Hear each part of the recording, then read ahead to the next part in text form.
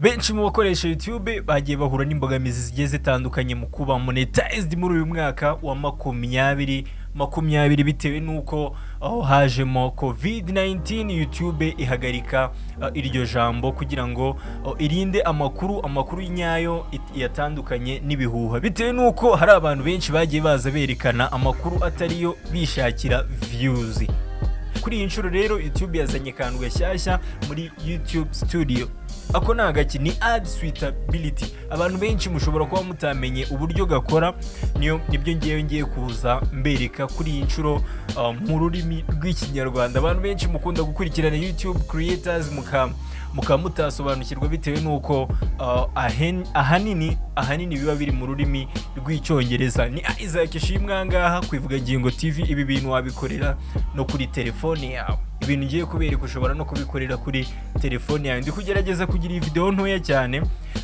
Ni muri ad suitability. Umaze ku uploadinga video yawe, ukirangiza ku uploadinga muri YouTube Studio muri version nshyashya, pana ku bantu bakoresha Creator Studio ya kera twakoreshaga mbere ya 2019. Uburyo buhari rero, iyo ukimara kwemeza kuri monetization cyangwa se kuri monetized, wemeje kuri yes, ikintu bakuzanira ku ruhande ahita haza kandi gatabu kanditseho ngo ad suitability. Ako ka ad suitability gakora gate? Ad suitability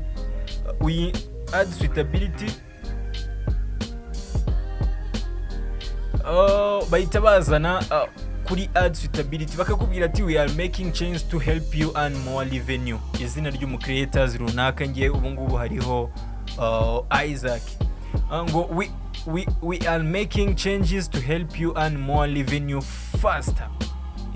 Barimo kubafasha cyangwa se barimo kuzana impinduka kuri YouTube kugira ngo bagufashe kugira gute kubona revenue zawe nyine byoroshye cyangwa byihuse.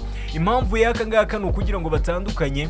Urabona iyo uri monetized, video yawe ibona ka badge k'icyatsi cyangwa se badge y'umuhondo. Badge y'icyatsi ivuga ko badge y'icyatsi iyo ufite iriya badge uba wemereye kwamamaza bisesuye. Donc uba wemereye kwamamarizwaho ads ziba zigaragara kuri channel yawe uko ubyifuza. None iyo baguhaye badge y'umuhondo yo kwamamaza nyine biba ari gakeya, baguhereza ad bitewe nuko babishaka, ntabwo uba uzemerewe cyane. Noneho ahangaha kuri ad suitability ikintu cyo uri bufashe YouTube bitewe nuko muri iyi minsi harimo gukora robots, abantu ntabwo bahari cyane. Urabizi ko gahunda ari ugukorera mu rugo.